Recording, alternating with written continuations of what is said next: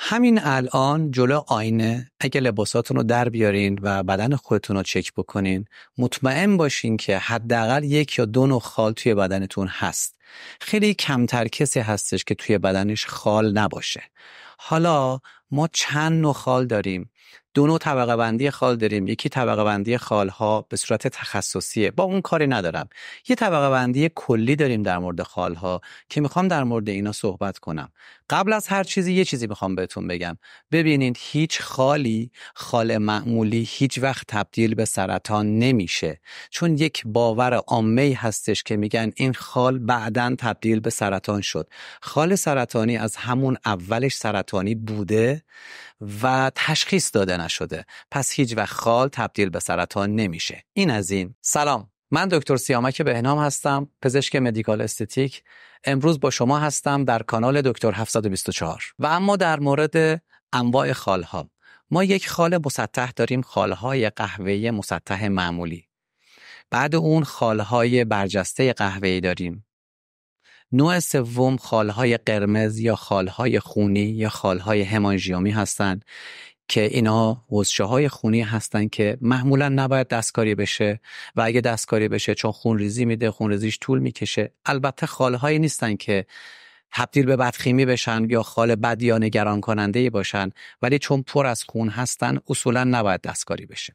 به غیر از اون ما خالهای اسکین تگ یا خال گوشتی یا اصطلاح عامیانش بهش منگوله میگن. اینها خالهای به رنگ گوشت، یعنی رنگ قهوه‌ای نیستن، رنگ پوست هستن که اینها هم هیچ استعدادی برای تبدیل شدن به بدخیمی ندارن و به راحتی برداشته میشه. حتی تو بعضیا به صورت ژنتیکی با تعداد زیاد در حد شاید 400-500 عدد دیده بشه. ما تو طبقه بندی خالها یک خالی هم داریم به اسم خال دیسپلاستیک.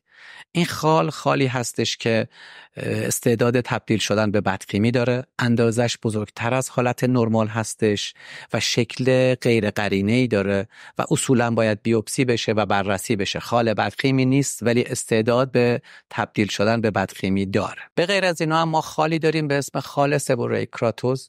این خال هم خالی هستش که معمولا در محل‌هایی که در معرض تابش نور آفتاب هستش دیده میشه.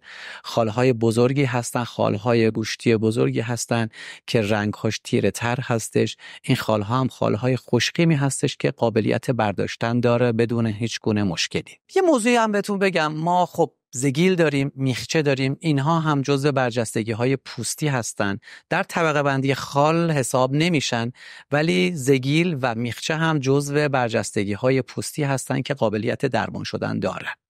یه موضوعی که میخوام بهتون بگم، خال در خیلی از مراجعه کننده های من باعث ایجاد اضطراب و در بعضی ها باعث پایین اومدن اعتماد به نفسشون میشه. خال نباید موضوعی برای اضطراب و پایین اومدن اعتماد به نفس باشه. یک چیز کاملا نرمالیه. حالا کسایی که دوست نداشته باشن قابلیت برداشت شدن دارن، ولی چیز بدی نیستش. من یه مثال براتون بزنم در مورد خودم. من یک خال قرمز رنگی روی صورتم دارم. این خال جزء خالهای خونی همانژیومی هستش. حتی خیلی موقع اصلاح خب بریده میشه و خونریزی میکنه، ولی هیچ وقت برام مهم نبوده و خیلی نخواستم دستکاریش بکنم. پس این خال همانژیومی هست با من تا آخر عمرم، خیلی هم مهم نیست. حالا یک چیز فان بهتون بگم، خیلی از مراجعه کننده هایی که پیش من میان به من میگن که دکتر این خالی که زیر چونت هستش این چیه؟ این خال ببینین نه زگیله نه خاله، این در حقیقت یک اسکاریه که 2 بار من به فاصله 30 سال افتادم زمین، بریده شده، بخیه خورده و تبدیل به اسکار شده. این خال نیست، این یک اسکار پوستی که اینم با من تا آخر عمرم هستش و اثر انگشت من هستش. حالا که صحبت در مورد اسکار شد بهتون بگم این یک موضوعی که خودش مبحث جداگانه‌ایه و در موردش کلی میشه توضیح داد. اگه دوست داشته باشین در مورد اسکارها و درمان اسکارها صحبت کنیم، توی کامنت ها بنویسین که در مبحث بعدی در مورد اسکارها صحبت کنیم. فقط در آخر اینو در مورد اسکار میخوام بهتون بگم که ما میتونیم با یک سری اقدامات این اسکارها رو کوچکتر و تا حد دیده نشدن ما درمان بکنیم.